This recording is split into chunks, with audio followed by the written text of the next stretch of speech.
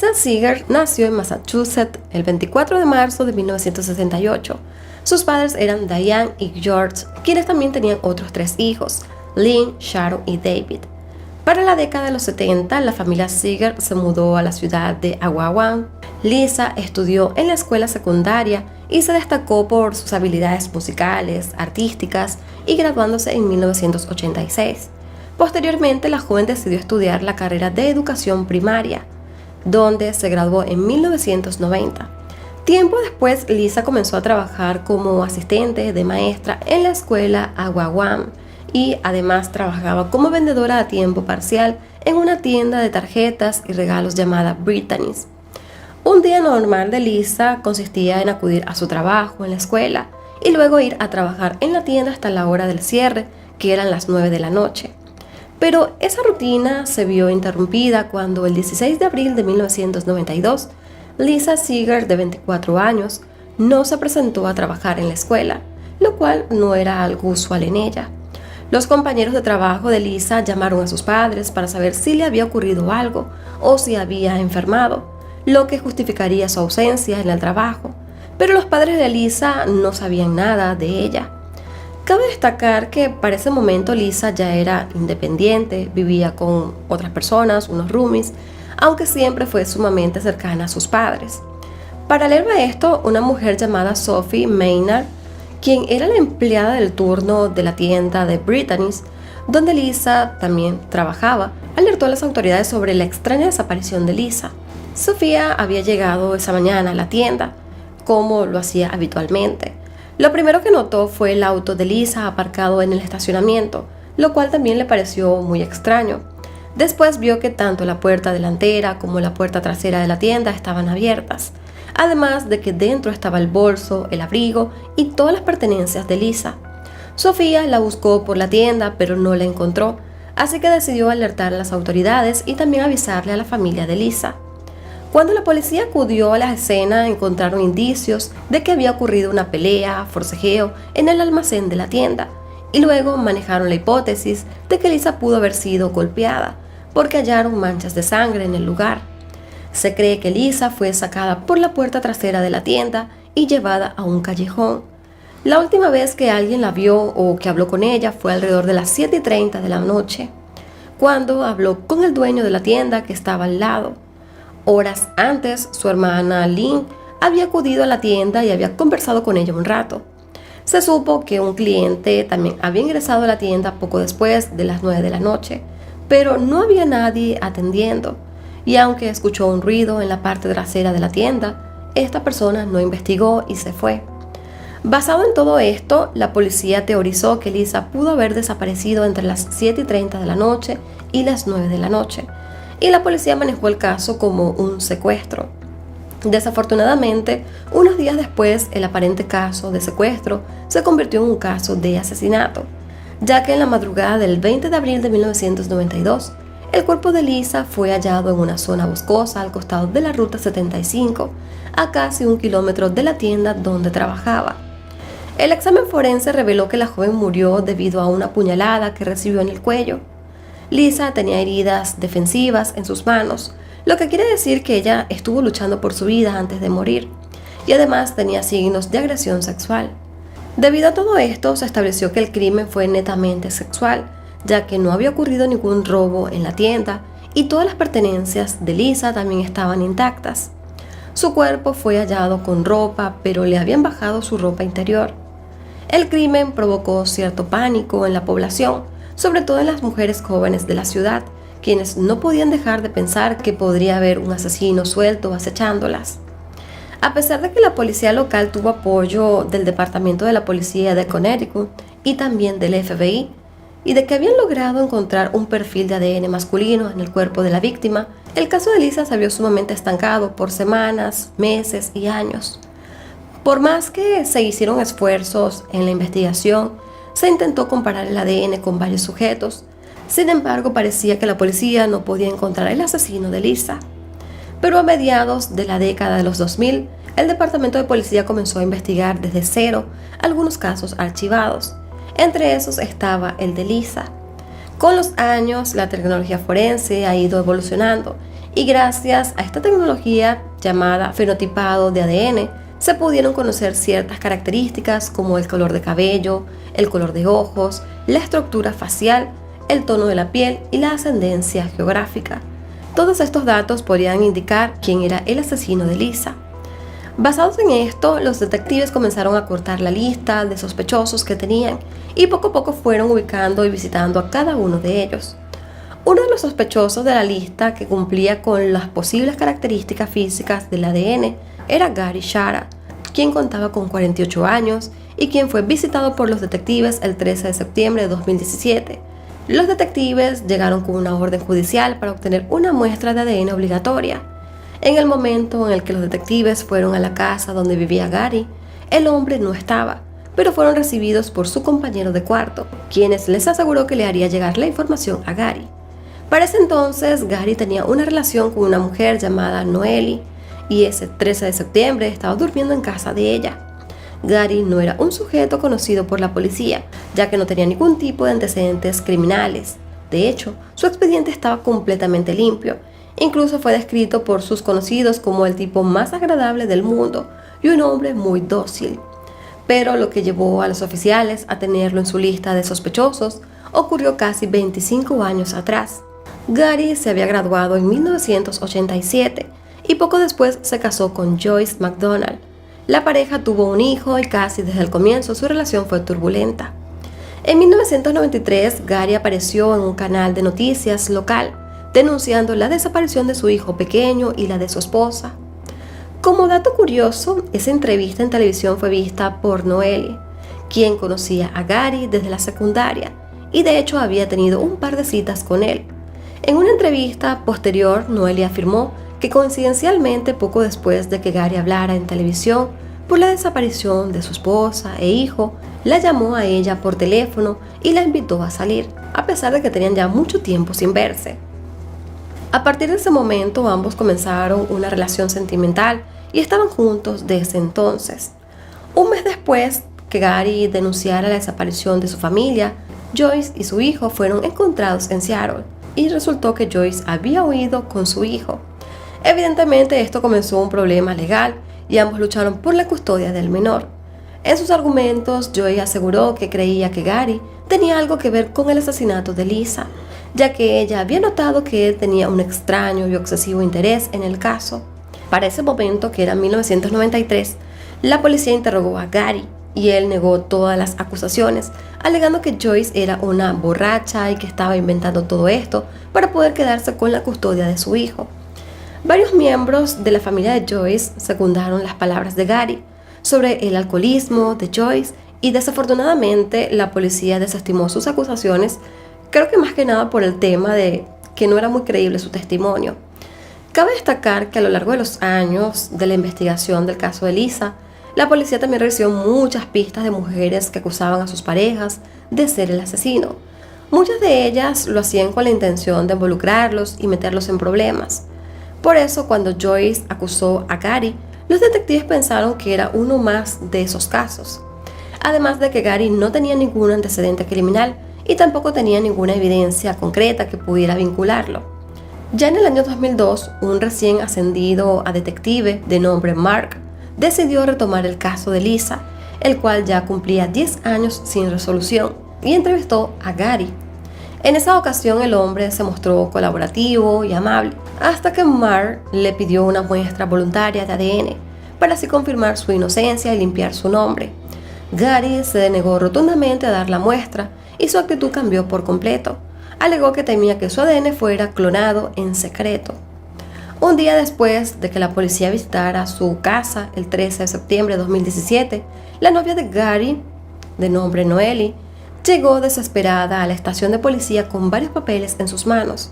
Se trataba de una serie de cartas que Gary había escrito a mano, en las que revelaba su secreto más oscuro. Noelle había descubierto las cartas en su casa cuando regresó de su trabajo, y como mencioné anteriormente, Gary había estado con ella la noche anterior. Noelle le dijo a los detectives que temía que Gary se hubiera quitado la vida luego de redactar las cartas, así que la policía comenzó la búsqueda de aquel hombre. Mientras tanto, un grupo de detectives comenzó a leer los manuscritos de la primera carta de Gary, que era dirigida a Noelle. Esta carta decía: he estado temiendo el día en que tendría que escribir esta carta desde que tengo uso de razón. En primer lugar, te amo. Espero que nunca dudes de eso. Ahora la parte difícil. Hoy descubrirás algunas cosas horribles sobre mí. Te dirán que secuestré y asesiné a una joven hace aproximadamente 25 años. Es verdad todo. Siempre supe que algún día eso me alcanzaría. Gary continuó diciendo que él no tenía la intención de matarla cuando la secuestró, pero las cosas se salieron de control. Añadió que en ese momento era joven, testarudo y tonto, y que ahora se arrepentía mucho de lo que hizo. Para ese momento Gary tenía 23 años, era un año menor que Lisa. El hombre detalló que en su vida nunca se había sentido, digamos, normal, ya que siempre le había fascinado el secuestro y la esclavitud, y que aquel fatídico 15 de abril de 1992 se permitió hacer algo terrible. Gary afirmó que nunca volvió a hacer nada parecido, que había odiado lo que sucedió y que sentía desprecio a sí mismo por lo que hizo. Señaló que había pensado en entregarse cientos de veces durante todos los años anteriores, pero que también era un cobarde. En su carta a Noelle, Gary mencionó que su compañero de cuarto le envió un mensaje de texto informándole que la policía había acudido a la casa con una orden judicial para tomarle una muestra de ADN, y eso significaba que él debía darla y que iría a la cárcel de por vida. Agregó que mientras escribía aquella carta, se estaba debatiendo entre ir a la cárcel o tomar la salida de cobardes, es decir, quitarse la vida. Gary le pidió a Noelle que cualquiera que fuera su decisión, ella lo dejara ir. Si me entrego, habré confesado y aceptado que viviré mis días en prisión. Tú sigue adelante, no busques un abogado para sacarme. Definitivamente no valgo el tiempo, el esfuerzo o el dinero. El hombre finalizó aquella carta pidiéndole disculpas a su novia. Y la segunda carta era su última voluntad. En ella repartía el 90% de sus bienes a su madre, su hermano y su novia en partes iguales, y el otro 10% restante se lo dejaba a su compañero de cuarto, aunque destacó que debían repartírselos luego de saldar las deudas que él tenía. La última carta era una breve nota dirigida a la familia de Lisa, que decía: espero que saber quién y saber que me he ido les traiga algo de paz y tranquilidad. Lo siento mucho. La policía logró ubicar el auto de Gary, que era un Honda Civic color negro. Él estaba estacionado en el Hospital Johnson Memorial en Connecticut. Él no estaba dentro, pero allí hallaron otra nota que decía: a quien encuentre mi cuerpo le pido disculpas por cualquier trauma psicológico sufrido. Llame a la Policía Estatal de Massachusetts. Sin embargo, luego se descubrió que el hombre estaba siendo atendido dentro del hospital. Había tomado un frasco de pastillas de ibuprofeno, pero inmediatamente después entró en pánico al pensar que moría y decidió ir a la sala de urgencias, donde los médicos le hicieron un lavado estomacal. Horas después, el hombre fue ingresado a la sala de observación y una vez que se confirmó que estaba estable, los oficiales ingresaron al lugar para informarle sus derechos y luego arrestarlo. Además de sus cartas, Gary no ha dado ninguna otra información respecto al crimen, pero la policía teorizó, pese a que él afirmó que no tenía intención de asesinar a Lisa. Lo cierto es que la escena del crimen y el cuerpo de Lisa revelaron que fue un crimen muy violento. Luego de que se conociera la identidad del asesino y la historia detrás, muchas personas han lamentado que la policía no le creyera a Joyce McDonald, la ex esposa de Gary, que anteriormente lo había acusado de ser el autor solo un año después del crimen. Y se conoció que Joyce murió en el año 2014. Ya para diciembre de 2017, Gary fue acusado de asesinato en primer grado, secuestro agravado y violación. Posteriormente, en un acuerdo con la fiscalía, el hombre se le retiraron los últimos 2 cargos. Y el 25 de septiembre de 2019, Gary se declaró culpable de asesinato en primer grado, siendo sentenciado a cadena perpetua sin posibilidad de libertad condicional. Y bueno amigos, fue así como después de muchos años se pudo resolver este caso, gracias básicamente a la prueba de ADN, que nunca se la hicieron como tal, pero el hecho de que sabían que él era una persona sospechosa y saber que lo estaban buscando y que ahora sí tenían una orden que lo obligaba a dar su ADN, de cierto modo hizo que diera el paso de revelar toda la información, todo lo que sucedió en aquella época con Lisa y dando su confesión de que él era el responsable de esa terrible muerte.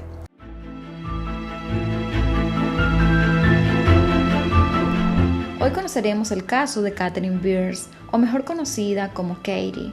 Ella nació el 30 de diciembre de 1982 en Bayshore, Nueva York, Estados Unidos. Su caso realmente te dejará impactado por todo lo que vivió. Cuando tenía tan solo 2 meses de edad, su madre, Marilyn Beers, la dejó al cuidado de su amiga Linda, quien además era madrina de Katie. No se sabe exactamente las razones por las que Marilyn terminó abandonando a su hija o dejándola con esa amiga, pero lo que algunas fuentes han llegado a mencionar es que probablemente fueron por problemas económicos o problemas de drogas y porque también era una madre soltera y no podía hacerse cargo de su hija en ese momento. Linda estaba casada con Sal Ingeleri y ellos eran una pareja sin hijos, por lo que accedieron a cuidar a Katie sin problemas. Marilyn creía que su hija estaba en buenas manos, pero la realidad era muy distinta. Desde que Katie tenía unos 2 años de edad, Sal empezó a abusar de ella sexualmente. Por otra parte, Linda también cooperó con todos estos abusos, no de esa manera, pero sí tratándola como una sirvienta, mandándola a hacer muchas actividades cuando tan solo tenía 5 años, una niña que requería cuidados y atenciones. Esta pareja hacía todo lo contrario y la trataban más que nada como una sirvienta, como alguien que simplemente iba a cumplir sus deseos. Por otra parte, Katie también tenía un medio hermano, el cual también vivió por un tiempo con la pareja. Sin embargo, cuando Katie tenía cerca de 9 años, se fueron a vivir de regreso con su madre. Pero de igual forma también pasaban tiempo en la casa de Linda. Podríamos decir que la mitad del tiempo estaban en la casa de su madre y la otra mitad en la casa de Linda, así que los abusos continuaron. Y a pesar de que Katie ya estaba viviendo una pesadilla en aquella casa durante varios años y que estaba siendo sometida a varios abusos, resulta ser que Linda tenía un amigo de nombre John Esposito. Él era un hombre que se mostraba como cariñoso, afectivo, siempre le daba regalos a los niños, pero resulta que este hombre también tenía otras intenciones con la pequeña Katie. Sin embargo, el hermano de Katie llegó a contarle a su madre Marilyn que este hombre había abusado de él. No se sabe exactamente si el tipo de abuso fue sexual o si fue una agresión física. El punto es que él le contó a su madre lo que había pasado, así que Marilyn le pidió a este hombre que no se acercara a sus hijos, más nunca. Pero resulta que él constantemente visitaba la casa de Linda sin que Marilyn se diera cuenta. Él seguía visitando a los niños, les llevaba regalos, tenía atenciones con ellos, pero también tenía atenciones con Linda para poder ganarse más a la familia. John seguía aprovechándose de la situación y de que Marilyn dejaba constantemente a los niños en la casa de Linda, así que él visitaba ese lugar por esas razones. Bajo estas circunstancias es que llega el 28 de diciembre de 1992. John un día fue a casa de Linda y le regaló a Katie una Barbie Dream House para Navidad. Ese mismo día le preguntó a Linda si más tarde podría llevar a Katie a una sala de juegos para que la niña compartiera con él, se divirtieran, y ella terminó aceptando. Además, le dijo a la niña que hiciera una lista de deseos, que él le regalaría todo lo que ella quisiera y además estarían en un salón de juegos. Fue así como cerca de las 1:30 de la tarde, John pasó buscando a Katie en la casa de Linda. Luego fueron a la tienda de juguetes, en donde compraron un videojuegos para un Super Nintendo, una muñeca Barbie y una cinta de entrenamiento de Barbie. Luego se fueron a otra tienda, donde compraron una bebida. Y posteriormente se fueron a la sala de juegos donde la niña iba a estar divirtiéndose y pasando el rato. Pero al cabo de unos minutos, John terminó llamando a Linda y también a la policía cuando se dio cuenta de que la niña ya no estaba en ese lugar. Aparentemente, Katie había desaparecido. Cerca de 1 hora después de la desaparición, Linda recibió una llamada pero no pudo contestarla. Sin embargo, quedó grabado un mensaje en el contestador.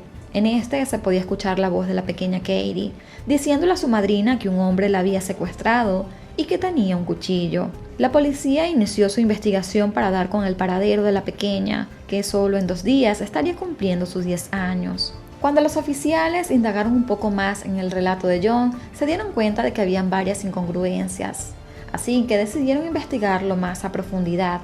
Inicialmente investigaron la sala de juegos donde la niña había estado aparentemente Empezaron a interrogar a varias personas, pero todas estas dijeron que no habían visto una niña con las características de Katie. Luego decidieron investigar las cámaras de vigilancia y se percataron de que allí no había entrado la niña nunca, pero sí habían visto a John caminando por la sala de juegos. Y algo curioso de esto es que John había dicho que había estado en una determinada hora, pero las cámaras de vigilancia indicaban que él había estado allí en una hora completamente diferente y que no estaba con Katie. El detective que estaba a cargo del caso, Dominic Barron, tenía muchas sospechas con respecto a John, por lo que comenzó a indagar sobre el pasado de este hombre. Pudieron descubrir que 15 años antes de la desaparición de Katie, John había sido acusado de intentar secuestrar a una niña de 7 años. Además, en otra ocasión, se había declarado culpable de secuestrar a un niño de 12 años. Según la policía, John encajaba perfectamente en el perfil de abusadores sexuales de menores, ya que se conoció que hacía muchos obsequios a los niños y a sus familias, con la intención de ser amable y ganarse su confianza. Por todo lo que pudieron investigar y conocer de John, las autoridades decidieron vigilarlo las 24 horas del día, pero no encontraban nada sospechoso. De hecho, en varias ocasiones también revisaron la vivienda de John y él dejó que ellos pasaran sin ningún tipo de problema y no pudieron encontrar ninguna evidencia. A pesar de todo esto, las autoridades no quedaron muy convencidos. Además, siguieron considerando que su relato tenía ciertas fallas y quedaban muchas interrogantes, así que decidieron no descartarlo por completo y seguir investigándolo. Con la intención de que el hombre confesara, la policía inició una campaña de intimidación. Involucraron a parte de su familia y hermanos y además lo presionaron en los interrogatorios, que llegaron a durar hasta 16 horas. Fue así como finalmente, luego de 16 días de la desaparición de Katie, el 13 de enero de 1993, John decidió hablar con sus abogados para hacer una confesión.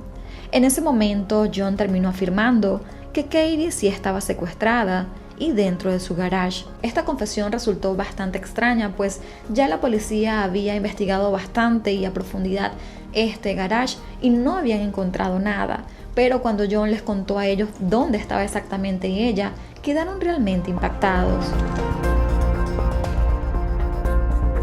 Siguiendo las indicaciones de John para llegar al lugar en donde estaba Katie, estos tenían que ir al garage, desenroscar unos pernos, sacar una estantería muy pesada y levantar una alfombra. Luego levantar unas pesas de metal y unas capas y una madera contrachapada. Después de todo, debían levantar una tapa de concreto aproximadamente de 90 kilogramos con una especie de polea. Todos los materiales que había utilizado John para poder hacer ese lugar donde estaba escondida Katie, básicamente eran materiales que se utilizaban para crear tumbas. Lo que quiere decir esto es que era bastante difícil poder encontrarlo, levantarlo, así que la niña muy difícilmente iba a poder escapar y también que pudiera ser escuchada. John había creado un túnel oscuro y dentro de él una especie de mazmorra de madera cúbica. Allí estaba Katie, en una caja de solo 2 metros de largo por medio metro de ancho y 1 metro de altura, con las paredes forradas de cartones de huevo para disipar el sonido. Cuando la pequeña oyó las voces de los oficiales, no pensó que pudieran ser ellos y realmente estaba muy, pero muy asustada. Dentro de aquella caja hallaron un televisor con televisión por cable, una colcha de acampar, una manguera gruesa por donde entraba el aire y un inodoro improvisado. Además, a su alrededor había muchas latas de refresco y mucha comida chatarra. Además, cerca de la cama había una cadena pegada a la pared, así como unas esposas. También había una caja más pequeña en donde llegó a ser encerrada Katie. Una vez que pudieron encontrar a la niña, ella también dio su relato y las autoridades quedaron impactados de cómo este hombre se había acercado a ella y de cómo había sucedido todo. Según el relato de Katie, unos días antes de su secuestro, John, o Big John como ella lo llamaba, pues de alguna manera u otra él ya se había ganado la confianza y el cariño de ella, pero evidentemente la niña era muy pequeña, ella no sabía realmente las intenciones de este hombre. Él sabía de cierta manera u otra que ella estaba siendo abusada también en la casa de Linda, así que él trató de convencerla de que ella se fuera de la casa, pero ella estaba realmente asustada y no estaba muy convencida de hacerlo. Fue así como el 28 de diciembre de 1992, John pasó a buscarla a la casa de Linda y todo esto fue bajo engaños. Le regaló varios juguetes, la llevó a pasear, pero en vez de ir a la sala de juegos como le había prometido, John le dijo que irían a su casa, ya que él había comprado un videojuegos y ella no tenía un Nintendo, pero él sí tenía uno, así que podía probarlo en la casa de él. Cuando llegaron a la vivienda de John, esta casa estaba preparada con varios juguetes, golosinas, todo estaba preparado como para que los niños se sintieran a gusto. Lo que quiere decir esto es que probablemente John ya había tratado de convencer a otros niños de ir a su casa y de pasar un buen rato. Una vez estando en la casa, se dirigieron hasta la cama de él, que estaba frente al televisor donde aparentemente iban a jugar. Pero lo que la niña no sabía era que este hombre tenía otras intenciones. Él empezó a tocarla, le tapó la boca y le dijo que no le iba a hacer daño. Allí fue donde empezaron los abusos. Luego de eso la encerró en otra habitación y se descuidó por un momento. Ella se dio cuenta de que allí había un teléfono e inmediatamente llamó al 911, pero John en ese momento estaba regresando y se dio cuenta. Colgó la llamada y la encerró en un armario. Al cabo de un rato la llevó al garage y la encerró en la caja. Unos minutos después volvió con una grabadora, grabó el audio de Katie obligándola a llorar y a decirle a Linda que un hombre la había secuestrado y que tenía un cuchillo. Luego de grabar el audio, encerró a Katie en la caja más pequeña que había arriba de la cama. Fue a un teléfono público, llamó a Linda y le puso la grabación. Posteriormente, John se dirigió hasta la sala de juegos y fingió que él había estado allí con la niña. Llamó a Linda, llamó a las autoridades y se mostró como un hombre preocupado porque ella había desaparecido. Desde el primer día de su secuestro, John empezó a abusar sexualmente de ella en reiteradas ocasiones y también llegó a golpearla cuando no hacía lo que quería. Él bajaba todos los días a llevarle comidas y bebida y Katie debía hacer sus necesidades en un inodoro improvisado con una bolsa. Según contó Katie, un día mientras ella estaba sola en aquella caja, encontró una llave y la puso debajo de su almohada. Más tarde ese mismo día ella también escuchó algunas voces. En ese momento la policía estaba allí. Ella trató de gritar, de golpear, pero nadie la escuchaba. Por otra parte, se dice que John sí pudo escuchar a lo lejos la voz de ella, porque evidentemente él sabía que sí había una persona allí, pero las autoridades no se percataron. Cuando la policía se marchó, John se molestó porque sabía que Katie estaba haciendo mucho ruido, así que decidió amarrarle una cadena en el cuello con un candado para que no se moviera y para que no se atreviera a pedir ayuda de nuevo. Afortunadamente, la llave que Katie había encontrado era la llave que podía abrir aquel candado. Entonces, cada vez que él se marchaba, ella se quitaba ese candado, podía moverse un poco más. Y cuando él volvía o antes de que él volviera, ella trataba de amarrarse de la misma forma en que él la había dejado. Ella trató de memorizarse todo eso para que él no se diera cuenta de lo que ella estaba haciendo. Entonces ella podía moverse, luego se volvió a amarrar y fingía que había estado allí de esa posición todo el día.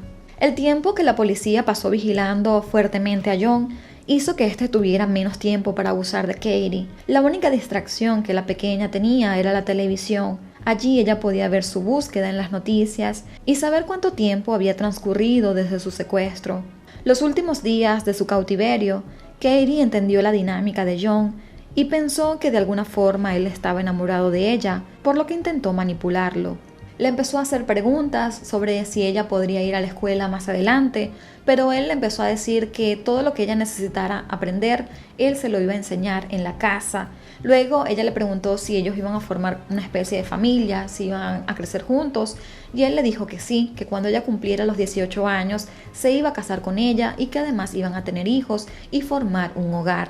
De esa forma ella pudo también como entender que él no tenía intenciones de matarla, sino que quería abusar de ella y que quizás más adelante iba a mantenerla a su lado, evidentemente de una forma forzosa. Todas estas interrogantes que le hacía la niña de 10 años, más la presión que ya él sentía por la policía, hizo que empezara a dudar si era correcto tenerla o si realmente podía seguir teniendo a la niña allí. Así que de un momento a otro él decidió confesar lo que había hecho. Pero lo que realmente lo convenció de que él confesara fue que Katie fingió que se sentía muy mal y que estaba realmente enferma, lo cual era una mentira. Fue una estrategia de la niña para intentar que él la llevara al hospital. La posibilidad de que Katie muriera allí por estar enferma hizo que él decidiera confesar. Cuando Katie salió de la caja, hubo muchos medios de comunicación esperando fuera de la casa para cubrir la noticia. Todos esperaban ver a una niña pálida, demacrada y triste, pero en cambio Katie se veía sana y hasta feliz. El búnker subterráneo fue excavado con máquinas para poder ser examinado y sacar evidencias. Una de las pruebas más desgarradoras para los investigadores fue una grabadora de voz, la cual contenía audios de Katie llorando y gritando, pidiendo que por favor la liberara. La policía llegó a considerar que estas grabaciones fueron hechas con intención por parte de John para él después escucharla y que quizás esto le daba placer de ver cómo ella sufría estando allí encerrada. En este punto podemos destacar también la valentía de Katie. Quizás por todo lo que vivió desde pequeña, ella tuvo que madurar rápidamente y de cómo enfrentó y además de cómo tuvo la astucia para tratar de distraer a este sujeto y hacerle preguntas y también salir fuerte de ese lugar. Y quizás todo esto se debe a que ella tuvo que crecer de una manera apresurada, cuando se tuvo que enfrentar a distintos abusos en la casa de Linda y además cuando su madre prácticamente la terminó abandonando. Ella tuvo que crecer en un hogar tan disfuncional, tuvo que madurar y quizás enfrentarse en tantas cosas que la hizo ser fuerte en este momento. Luego de su rescate, Katie fue llevada a lugares de acogida. A su vez, le prestaron ayuda psicológica para poder sobrellevar todo lo que le había pasado, no solo por el secuestro, sino por todo lo que había sufrido mientras vivía con Linda y Sal, y por el abandono de su madre. Mary, quien era su terapeuta, le ayudó a expresarse mediante dibujos. Según Mary, existen dos tipos de abusadores, los sadistas y los afectivos. John era afectivo, mientras que Sal era sadista, y se pudo confirmar por el miedo que Katie reflejaba tenerle a Sal. Ella explicó en una entrevista que probablemente en su mente retorcida, John pensó que iba a salvar a Katie del infierno que estaba viviendo con Sal. Esta teoría de la terapeuta de catalogar a los dos abusadores de Katie se vio reflejada en los procesos legales, ya que John se declaró culpable desde el primer momento, porque no quería hacer pasar a Katie por el juicio. Él decidió declararse culpable del secuestro, sin embargo nunca fue acusado de la violación, y fue sentenciado a cadena perpetua con un mínimo de 15 años en prisión. Por su parte, Sal decidió negar todas las acusaciones en su contra, y procedió a enfrentar el juicio para tratar de limpiar su supuesta imagen. Esto no le sirvió de mucho, ya que lo hallaron culpable por abusar sexualmente de Katie y fue sentenciado a 12 años de prisión, una condena que me parece sumamente baja por el tipo de abuso que tuvo que vivir Katie siendo tan pequeña. Por otro lado, Linda, quien era la madrina de Katie, y su madre Marilyn nunca fueron acusadas de ningún cargo, algo que también me llama muchísimo la atención porque siento que ambas fueron responsables de cierto modo de todo lo que vivió la niña. En cuanto a Marilyn, no sabemos exactamente si ella estuvo consciente o si se dio cuenta de lo que su hija estaba viviendo en la casa de Linda, porque constantemente la mandaba a aquella casa, pero en este punto no podemos estar muy seguros. Por otro lado, Linda sí se tiene la certeza de que ella también estuvo abusando de la pequeña en varias ocasiones, pues el relato de Katie así lo expresa, pero nunca fueron condenadas por nada de ello. Ya para el año 2006, Sal Ingeleri obtuvo la libertad condicional, pero unos meses después fue arrestado nuevamente por haberse mudado de su residencia en Bayshore y no haber notificado a las autoridades. Ya para el 21 de febrero de 2009, terminó falleciendo en la cárcel a los 55 años, debido a complicaciones de salud y producidas por diabetes y problemas cardíacos. En septiembre de 2013, John Esposito tuvo una audiencia para obtener libertad condicional en la que confesó, luego de 20 años, que sí había abusado de Katie. Sin embargo, el 4 de septiembre del mismo año, el hombre de 64 años de edad fue hallado muerto en su celda en el Centro Correccional de Sing Sing en Oceanside, Nueva York. Su muerte se debió a una enfermedad en las arterias coronarias que le provocaron un paro cardíaco. Por su parte, luego del secuestro, Katie fue adoptada por una familia muy amorosa. Tiene 4 hermanos adoptivos y 2 padres maravillosos, quienes mantuvieron su privacidad durante 20 años, hasta que en el año 2013, Katie decidió sacar un libro donde escribió junto a la reportera de televisión Caroline Gusov sobre su experiencia. Katie también dijo algo que llamó mucho la atención en una entrevista, y es que el secuestro le pudo haber salvado la vida, ya que de no haber sido secuestrada, quizás hubiese tenido que seguir soportando abusos sexuales por parte de Sal y abusos físicos y psicológicos por parte de Linda. Actualmente Katie tiene 38 años, no tiene contacto con su madre biológica ni con su medio hermano, pero mantiene una relación cercana con sus padres y hermanos adoptivos. Obtuvo un título en administración de empresas y trabaja vendiendo seguros. Vive en Pensilvania con su esposo y sus 2 hijos. Afortunadamente, Katie pudo crecer en un hogar estable, pudo tener el amor y el afecto de una familia y pudo rehacer su vida. Evidentemente tuvo que pasar por un proceso, tuvo que tener mucha ayuda psicológica para poder enfrentar todo esto, pero es una sobreviviente, una chica o una mujer ya adulta que tiene un relato, una experiencia de vida muy fuerte, pero también la convierte en una mujer batalladora. Creo que es un caso muy fuerte, doloroso, pero que afortunadamente tenemos una víctima que pudo salir victoriosa y que sus agresores terminaron en la cárcel y allí murieron.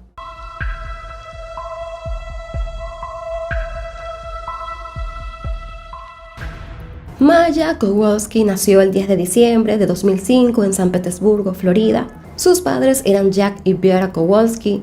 Él era bombero y ella una enfermera de origen polaco. Viera se mudó a Estados Unidos cuando era una adolescente y le había costado mucho adaptarse a la cultura y el idioma. Sin embargo, logró graduarse de la secundaria y posteriormente de la carrera de enfermería.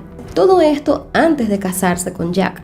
Luego de su boda, la pareja quería comenzar a formar una familia, pero inicialmente tuvieron muchos problemas para concebir, hasta que quedó embarazada de Maya y un año después de su hijo menor, Kyle. Maya era una niña con una infancia completamente normal, saludable, feliz, con una familia atenta y amorosa. El sábado 4 de julio de 2015, día de la independencia de los Estados Unidos, Maya y su hermano se encontraban jugando con bengalas cerca de su casa, cuando Maya comenzó a sufrir un grave ataque de asma. Los padres llevaron a la niña hasta el hospital, donde la atendieron por el asma, pero Maya empezó a quejarse de una sensación de ardor en las piernas y en los pies. Ese mismo día Maya salió del hospital y los Kowalski se fueron a casa. Los siguientes días fueron muy estresantes y preocupantes para la familia, ya que Maya se quejaba cada vez más del dolor que sentía en sus extremidades. Los padres de la niña acudieron a varios médicos para determinar qué le estaba sucediendo, pero ningún médico pudo dar con un diagnóstico. Al cabo de unas semanas, el dolor de Maya pasó a ser crónico. No podía caminar porque sus pies se habían doblado hacia adentro y sus piernas no tenían la fuerza suficiente para sostener todo su cuerpo. Además, le costaba mucho mover sus brazos. Debido a todo esto, Maya tuvo que permanecer en una silla de ruedas durante mucho tiempo, y esto además provocó que sus piernas se fueran atrofiando. En su desesperación por aliviar el dolor de su hija, los Kowalski visitaron muchos especialistas sin ningún resultado favorable. Los médicos del Tampa General pensaron que la debilidad muscular de Maya podría ser causada por un esteroide oral que le habían recetado para su asma, pero no tenían un diagnóstico nada claro. Un día Viara conversó con unos pacientes suyos, cuyo hijo había tenido síntomas similares a los de Maya, y estos le recomendaron acudir con el doctor Anthony Kirkpatrick, un anestesiólogo y farmacólogo de Tampa, Florida. El doctor Kirkpatrick era especialista en el síndrome de dolor regional complejo, que se caracteriza por ser un dolor crónico y prolongado que puede afectar cualquier área del cuerpo, aunque suele afectar alguna extremidad. Este síndrome es un trastorno poco comprendido y estudiado. Por lo general comienza después de una lesión o un impacto en una extremidad y así causar dolor crónico, sensibilidad, rigidez y atrofia muscular que puede durar años. Esta enfermedad también es conocida como la enfermedad de ya que muchas personas que lo padecen recurren a esto debido a la falta de tratamiento que pueda aliviar el dolor que padecen. El doctor Kirkpatrick diagnosticó a Maya con este síndrome y le comentó a los padres sobre un tratamiento novedoso que él estaba experimentando y que podría brindarle quizás un alivio y un avance en el caso de Maya. El tratamiento consistía en infusiones de ketamina, la cual es una droga conocida por alterar drásticamente la percepción sensorial. Sin embargo, la ketamina también se usa como un anestésico. Según lo que les explicó el doctor Kirkpatrick, este síndrome provoca que las personas tengan un nivel elevado de glutamato, lo cual puede causar daños a nivel cerebral y del sistema nervioso central. La ketamina inhibe estos efectos del glutamato sobre el sistema nervioso y trata de evitar que el cerebro envíe señales falsas de dolor. Luego de escuchar toda esta explicación que había brindado el médico, la madre de Maya pasó muchos días investigando sobre este síndrome y la ketamina, y esto era algo muy característico de ella porque era enfermera y tenía la tendencia a empaparse mucho de informaciones médicas, de diagnósticos y más si se trataba de su propia hija. Finalmente, los Kowalski decidieron que llevarían a cabo el tratamiento con ketamina. Maya comenzó a recibir infusiones de ketamina una vez al mes, pero los síntomas de la niña no parecían desaparecer. Debido a esto, el Dr. Kirkpatrick sugirió un tratamiento más drástico que consistía en un coma de ketamina. Esto sería durante 5 días. Con este tratamiento, los médicos inundarían el sistema nervioso con una dosis alta de la droga.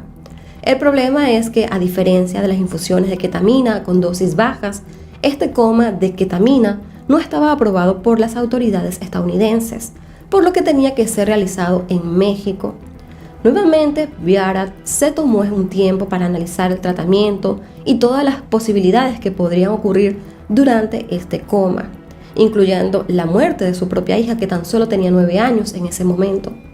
Sin embargo, tenían las esperanzas de que esto pudiera funcionar para que así Maya tuviera una mejor calidad de vida. Así que los Kowalski decidieron hacerlo. En noviembre del año 2015, la familia viajó hasta México y Maya fue internada en un hospital tecnológico de San José, en Monterrey, Nuevo León.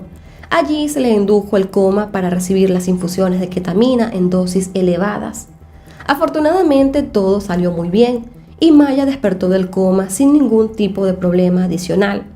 Luego de este tratamiento, Maya debía seguir recibiendo infusiones de ketamina en dosis bajas, pero estas dosis podía ser en su casa en Florida, ya que a pesar de que el tratamiento fue un éxito, lo cierto es que este síndrome no se cura y solo puede controlarse. El tratamiento en sí estaba siendo efectivo, pero el Dr. Kirkpatrick cobraba $10,000 por cada sesión, y esto no lo cubría el seguro médico de los Kowalski. De hecho, para los primeros tratamientos, incluyendo el coma de ketamina, ellos hicieron un gran esfuerzo para poder pagarlo. Bharat trabajó turnos dobles en su trabajo como enfermera y vendieron también una propiedad que tenían en alquiler, pero habían gastado demasiado dinero y ya no podían permitirse pagar este tratamiento del Dr. Kirkpatrick, así que este les recomendó al Dr. Ashraf Hanna de Florida, quien cobraba un precio un poco más bajo que podría cubrir el seguro. El tratamiento que recibió Maya la ayudó con los dolores que ella sentía y poco a poco también se fueron enderezando sus pies, tenía una mejor movilidad y aunque aún estaba en silla de ruedas, parecía que ella estaba progresando de cierta forma. Durante casi un año, Maya parecía estar bastante bien, seguía cumpliendo su tratamiento y tenía sus citas regulares con el Dr. Hanna. Pero el 6 de octubre del año 2016, mientras Bharat estaba en su trabajo y Jack permanecía en casa con los niños, Maya se despertó a mitad de la noche con un fuerte dolor abdominal. También me parece muy importante mencionar y destacar que para esa noche el huracán Matthew estaba atravesando Florida, por lo que fue una situación también bastante estresante para toda la familia, ya que Jack tuvo que salir de su resguardo, que era su casa, para llevar a Maya al hospital más cercano en medio de las condiciones climáticas que estaban pasando.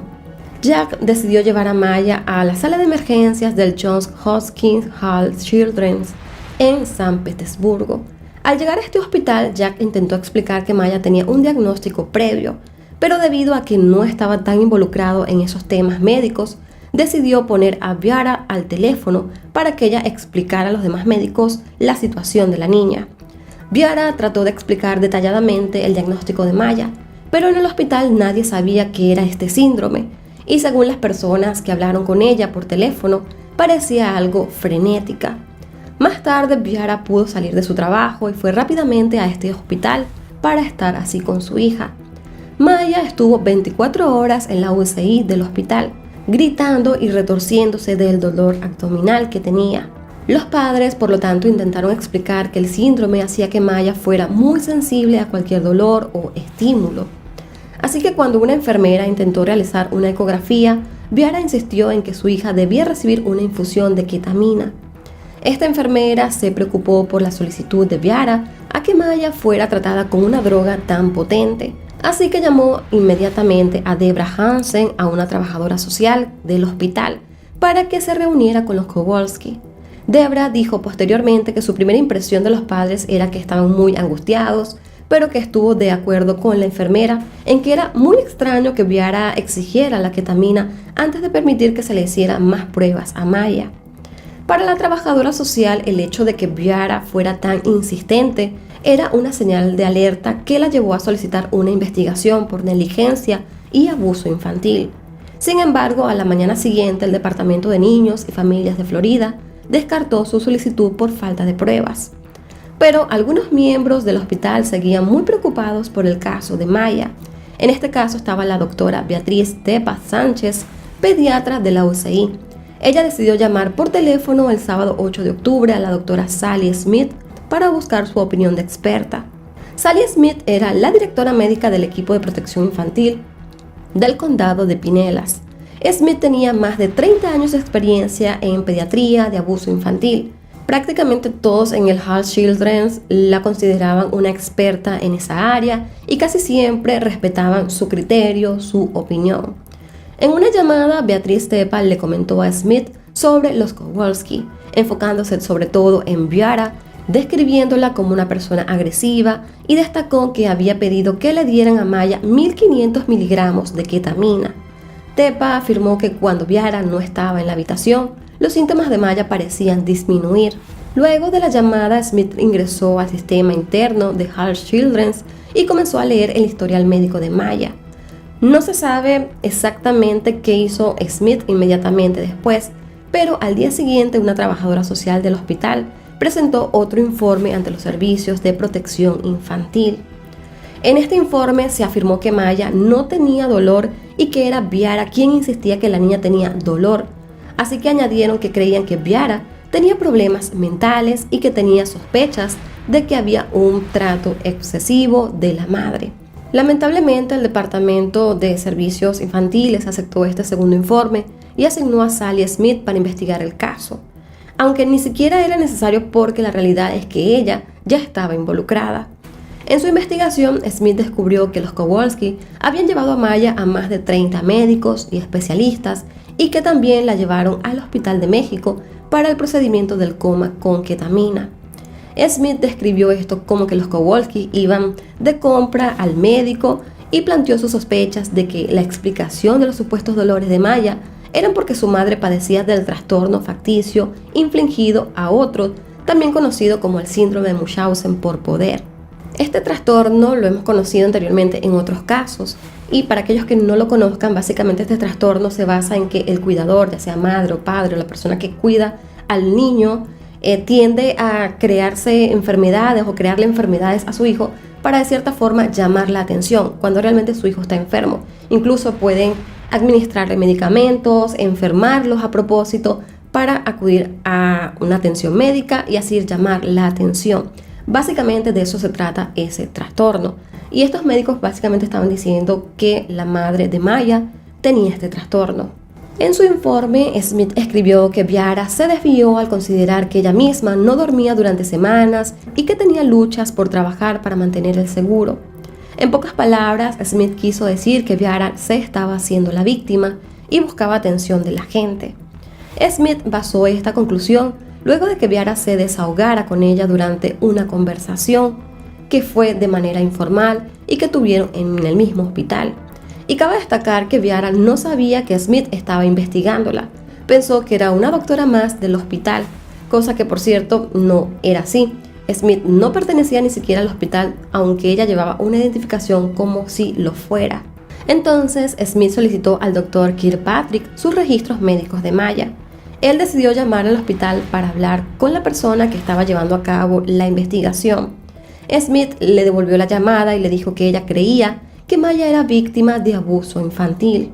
Kirkpatrick le dijo que fue él quien diagnosticó a Maya con este síndrome del dolor, quien recomendó también el tratamiento con infusiones de ketamina y el procedimiento que se le realizó también en México. El médico también advirtió a Smith de causar un daño innecesario y también irreparable para Maya y el resto de su familia, si ella seguía o continuaba con la acusación criminal a la familia. Smith también habló con el Dr. Hanna, quien también estuvo en desacuerdo con Smith sobre la acusación a la familia, ya que consideraba errónea su diagnóstico del síndrome de Munchausen por poder, en este caso el de Viara, la madre de Maya. A pesar de todas estas advertencias, Smith no incluyó ninguna de las conversaciones que sostuvo con el Dr. Hanna ni con el Dr. Kirkpatrick en su informe enviado al departamento. Mientras Smith seguía realizando su investigación, el 10 de octubre los Kowalskis pidieron el alta de Maya para así poder llevarla hasta su casa, pero un miembro del personal del hospital les dijo que si se llevaban a Maya sería con contraindicación médica y que podrían ser arrestados si ellos lo hacían. Así que los Kowalskis temieron ser arrestados y decidieron dejar a Maya en el hospital. 3 días después, Smith presentó su informe, destacando el historial médico de Maya y acusando a Viara de tener el síndrome de Munchausen por poder. El Departamento de Protección Infantil emitió una orden de refugio, ordenando que Maya permaneciera en el hospital y prohibiendo a sus padres verla. Así que el 14 de octubre una enfermera entró en la habitación de Maya para informar esta decisión a la familia. En ese momento, Viara ya se había ido a trabajar y solo estaba Jack con Maya. La enfermera le dijo a Jack que debía irse ya mismo y que Maya ahora estaba bajo la custodia estatal. Evidentemente, para los Kowalski esto era absurdo e injusto. El personal del hospital esperaba que, separando a Maya de su madre, sus síntomas comenzaran a desaparecer, ya que según la teoría de Sally Smith, sus dolores eran causados por Viara, es decir, por su madre, y el supuesto trastorno que ella tenía. Sin embargo, con el paso del tiempo, los dolores de Maya no mejoraban. De hecho, empezaron a empeorar. Maya estuvo muchos días completamente aislada de su familia. Smith ordenó que se pusiera una cámara secreta en su habitación para así captar el momento en el que Maya usara sus piernas o se levantara de la cama o mostrara algún signo de que no estaba realmente enferma. En ese tiempo, una enfermera supuestamente vio a Maya usar sus pies para impulsarse en su silla de ruedas. Tanto Sally Smith como los médicos y el resto del personal del hospital comenzaron a creer que Maya padecía del trastorno facticio, es decir, que la niña estaba fingiendo su enfermedad. Según la definición de este trastorno facticio, este viene siendo también un trastorno mental grave en el cual una persona engaña a los demás haciéndose el enfermo, enfermándose a propósito o lastimándose a sí mismo. Mientras estaba en el hospital, a Maya le comenzaron a salir extraños bultos y lesiones en sus brazos, piernas y frente. Smith afirmó que ella se los estaba autoinfligiendo, pero a pesar de que esto significaba para el hospital y para Smith, Viara ya no era sospechosa de padecer el síndrome de Munchausen. Maya permaneció bajo custodia estatal en el hospital. Poco a poco, el Departamento de Protección le permitió a Jack visitar a Maya, mientras que a Viara solo se le permitió hablar por teléfono. Ambos con muchas restricciones, como no poder hablar sobre su enfermedad o sobre el tratamiento que estaba recibiendo, y además permanentemente tenía la presencia de la trabajadora social Katie Betty en la habitación de Maya cuando ellos tenían contacto con su hija. En un principio, las llamadas que podía realizar Viara a su hija eran diarias, luego estas fueron semanales y luego ya simplemente no le dejaban hablar con Maya. A la niña no se le permitió tener profesores que fueran a darles clases particulares al hospital. Tampoco se le permitió que otros familiares la visitaran sin supervisión de la trabajadora social, e incluso ni siquiera dejaron entrar al sacerdote de su iglesia, supuestamente porque Viara podía manipular a Maya a través de la religión. El tema con la trabajadora social y las visitas o las llamadas eran sumamente complejas, porque esta trabajadora no era exclusiva de Maya, ella tenía muchos otros casos que abordar, por lo que las visitas y llamadas con los Kowalski estaban sujetos al tiempo libre que esta trabajadora social pudiese tener. Mientras esta injusta situación ocurría, los Kowalski estaban luchando contra el Estado para aclarar toda la situación y para poder recuperar la custodia de su hija. Es así como se realizaron varias audiencias en las que los abogados del hospital argumentaban que de ser enviada a casa, Maya podría correr peligro. Los Kowalskis contrataron también un abogado para que los representara.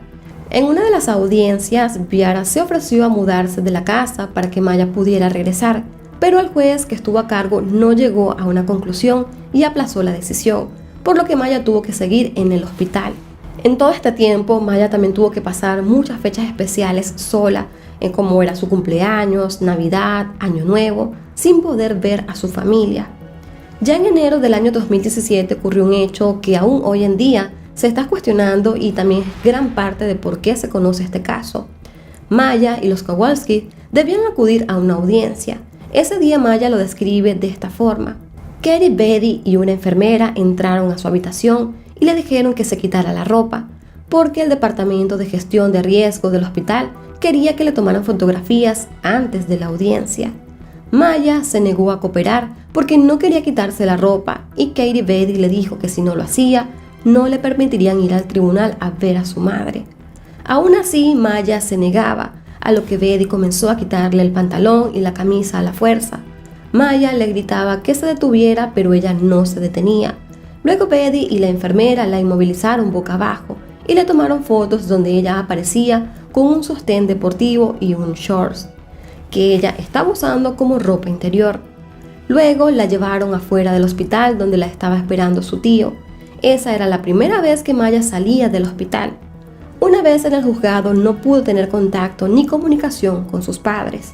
Terminada la audiencia, donde nuevamente el juez no tomó ninguna decisión, el abogado de los Kowalski le preguntó al juez si había alguna manera en la que Maya podría ver a su madre y abrazarla, aunque sea un minuto, a lo que el juez respondió: me temo que no, hoy no.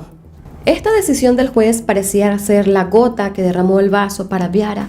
Había estado todos estos meses alejada de su hija, obsesionada, frustrada, deprimida, y la situación le había provocado problemas en su matrimonio porque Jack estaba intentando mantener la calma y seguir todo el protocolo que estaba poniendo el Estado en contra de ellos. Mientras tanto, Viara se obsesionó con sacar a su hija de ese hospital y no se quedó tranquila en ningún momento.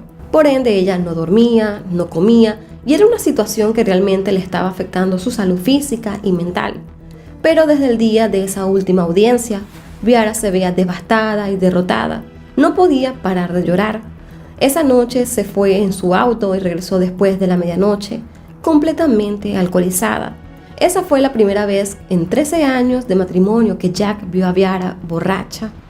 Al día siguiente, el 8 de enero de 2017, los Kowalski tenían planeado ir a una celebración de cumpleaños del hijo de un amigo, pero Viara decidió quedarse en casa a dormir porque supuestamente tenía un dolor de cabeza. Horas más tarde, Jack y Kyle regresaron a casa y notaron que la habitación de Kyle estaba cerrada, así que asumieron que Viara estaba durmiendo allí, porque desde que Maya estaba secuestrada en el hospital, ella dormía con Kyle. Jack decidió dejarla descansar y se sentó con Kyle en la sala a ver televisión. Un par de horas después, el hermano de Viara, de nombre Peter, llegó a la casa y pasó por el garage, pero desafortunadamente se encontró con una terrible escena. Viara se había ahorcado con una cuerda en el garage. Luego de encontrar el cuerpo, Jack realizó la llamada al 911, que es bastante escalofriante de escuchar, ya que se oyen los gritos de mamá de Kyle de fondo y el llanto de Jack mientras le decía a su hijo que no entrara al garage. Are you with her now? Well, I'm in the garage. How old is she? 42. Viara también dejó una carta en su computadora en la que pedía perdón a su familia por lo que iba a hacer, pero agregó que ya no podía soportar el dolor de estar lejos de su hija y ser tratada como una criminal. Ella escribió: por favor, cuida de Maya y dile cuánto la amo todos los días. Lo siento, pero ya no puedo soportar el dolor de estar lejos de Maya y de ser tratada como una delincuente. No puedo ver a mi hija sufrir dolor y seguir empeorando mientras tengo las manos atadas por el estado de Florida y del juez. Después de 87 días sin ver a su hija, Viara Kowalski, de 42 años, tomó la decisión de acabar con su vida para así liberar de cierta forma a su hija. Según lo que escribió en su carta de despedida, ella sentía que era la única forma de que Maya pudiera salir de ese hospital y así salvar la vida de su hija, ya que al no poder tener un tratamiento para su síndrome, pensaba que su hija iba a deteriorarse cada vez más.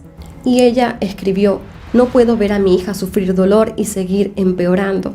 Para Jack fue sumamente difícil tener que ir al hospital a darle esta terrible noticia a Maya Y para ella fue totalmente devastador darse cuenta de que no abrazaría nunca más a su madre.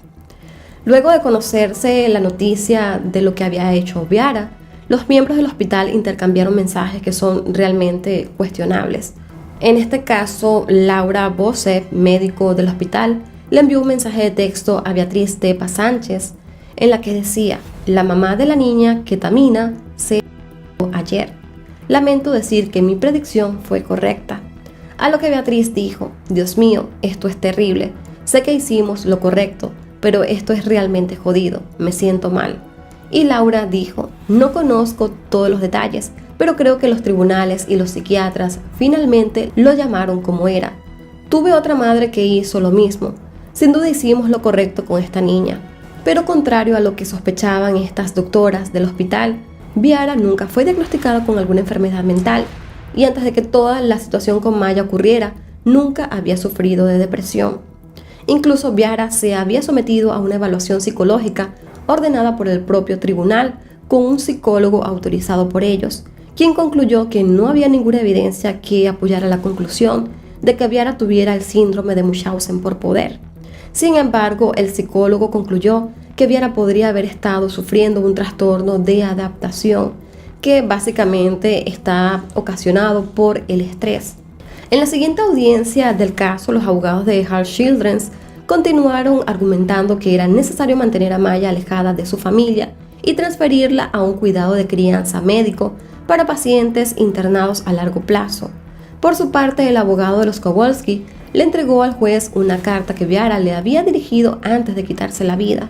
Este juez leyó la nota, la dobló y la guardó.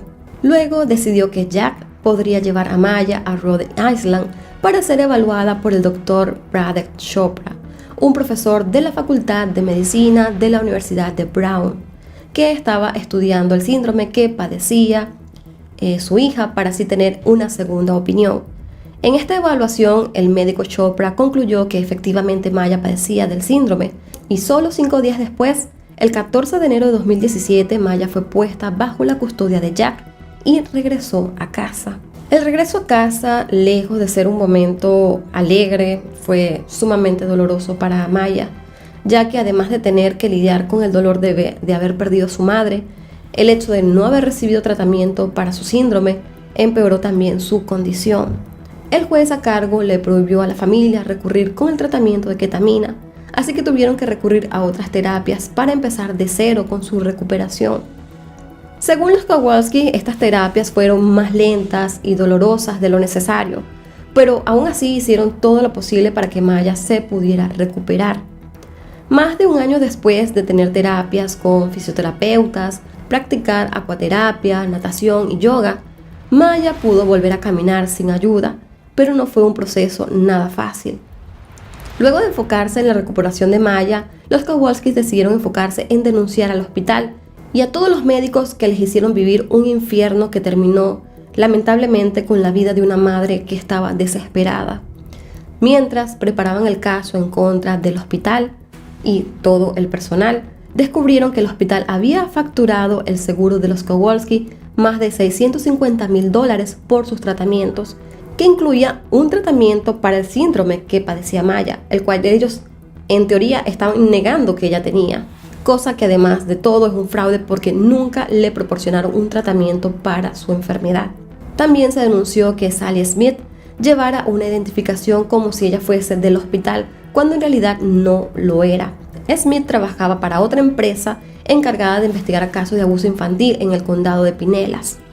También se denunció que el hecho de que Smith ingresara a los registros médicos confidenciales de Maya a través del portal de Heart Children's es una violación de la ley de privacidad, ya que solo los médicos tratantes pueden acceder a estos registros de los pacientes, a menos que uno de los padres dé su consentimiento por escrito. Pero en este caso, Smith ni era médico tratante ni obtuvo consentimiento de los padres, y aún así ella revisó todo este registro y contactó a algunos médicos que habían tratado a Maya. Esta violación de la ley de privacidad puede ser incluso castigada con multas o una pena de hasta 10 años de prisión. Además de todo esto, se descubrió que los Kowalski no eran la única familia que atravesó una situación similar con Sally Smith. Se conocieron cientos de casos en los que Smith acusaba a los padres de abuso infantil o negligencia, que al final terminaron siendo falsas acusaciones. Muchos de los casos eran de niños con alguna condición o afección médica extraña o poco común, y en todos estaba involucrada Sally Smith y el hospital Hall's Children's. Para muchos, el caso de los Kowalskis era solo la punta de un gran problema, ya que la propia Smith estimó que ha evaluado al menos 3.000 casos a lo largo de su carrera. En el 2018, los Kowalski decidieron interponer una serie de demandas hacia la doctora Sally Smith y la empresa a la que ella trabajaba en el Johns Hopkins Health Children, y también hacia el Departamento de Niños y Familias y la trabajadora social Katie Beatty.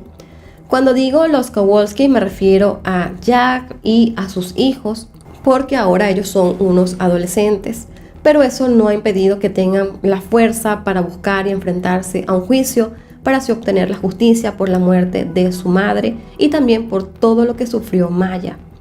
En diciembre de 2021 la familia llegó a un acuerdo con Sally Smith por la suma de $2.5 millones, pero no ocurrió lo mismo con los demás demandados, así que prosiguieron con el juicio. Los Kowalski tuvieron muchas trabas a lo largo de estos años para presentar sus denuncias. En muchas ocasiones las audiencias eran aplazadas o suspendidas, lo cual fue muy frustrante para los niños, quienes querían que su voz fuera escuchada y sobre todo la de Maya. Inicialmente el juicio sería en contra de Johns Hopkins Health Children's y la trabajadora social Katie Beatty, pero en enero de 2023, luego de la selección del jurado, se descartó a Beatty del juicio, y siendo así, la familia solicitó una suma de $220 millones para resarcir los daños acusados por el personal del hospital, ya que los Kowalski afirman que son responsables de los actos de negligencia que terminaron en la trágica muerte de Viara. La familia también solicitó $55 millones en compensación y $165 millones en daños punitivos. La demanda acusa al hospital de negligencia médica, agresión, encarcelamiento falso, imposición intencional de angustia emocional y fraude. Argumenta que el personal del hospital encarceló a Maya sin justificación legal y le prohibió visitas de su familia. Según la demanda, la separación prolongada resultante de su sufrida hija se manifestó en la depresión, la fatiga y la abrumadora sensación de desesperanza de Viara. A pesar de las señales de advertencia específicas y documentadas, el hospital y la doctora Sally Smith continuaron con una campaña de degradación y amenazas hacia los Kowalski y específicamente hacia Viara. El juicio finalmente comenzó el 21 de septiembre de 2023. El abogado que representa al hospital dijo en su declaración inicial que las acciones tomadas por el hospital fueron razonables y en el mejor interés del paciente. Por su parte, la familia Kowalski afirmó que mientras el personal médico los acusaba de mentir sobre el síndrome que padecía Maya y de negarse a tratar a la niña, el hospital estaba facturando a su seguro más de $600,000 por un tratamiento que ni siquiera le estaban aplicando. También alegaron que el hospital puso a Maya en una habitación especial donde la grabaron en secreto porque estaban convencidos de que ella estaba inventando su enfermedad. Maya ha dicho en repetidas ocasiones que el hospital le provocó un gran trauma y desmoronó por completo a su familia. Un momento muy desgarrador durante el juicio fue cuando se escuchó en el tribunal el audio de la llamada al 911, cuando Viara se quitó la vida. Ambos adolescentes no pudieron contener el llanto. Otro momento emotivo fue cuando se leyó la carta que escribió Viara antes de morir, en donde culpa directamente al hospital y todas las personas que estuvieron involucradas de su decisión para así ella acabar de una vez por todas con su vida para poder salvar a su hija. Recientemente también en la plataforma de Netflix se estrenó un documental sobre el caso de la familia Kowalski que está muy interesante. Se llama Cuiden a Maya, es un documental bastante emotivo donde se dieron a conocer todos los detalles, lo que hizo que el caso tuviera mucha más repercusión mediática, así que los invito a que puedan verlo si desean completar toda esta información que les estoy contando. Por otra parte, el juicio de los Kowalski contra el hospital finalizó este mes de noviembre de 2023. Tras un juicio de 8 semanas, el jurado declaró que el hospital efectivamente es el responsable de los 7 cargos que se les imputaban, entre ellos el secuestro de la menor Maya Kowalski, que conllevó a la muerte de su madre. Un jurado determinó que el hospital deberá indemnizar a la familia de Maya Kowalski, la protagonista del documental que les acabo de mencionar. Otros cargos fue la falsa prisión, negligencia médica, fracturación fraudulenta y agresión a la menor, que fue retenida en el mencionado centro médico en el 2016 bajo el argumento de que la madre la medicaba irresponsablemente. El jurado determinó que el hospital incurrió en una conducta extrema e indignante en el trato hacia Maya, que entonces tan solo tenía 10 años de edad. El hospital deberá pagar 211 millones en el caso de la muerte de la mamá de Maya. Y bueno,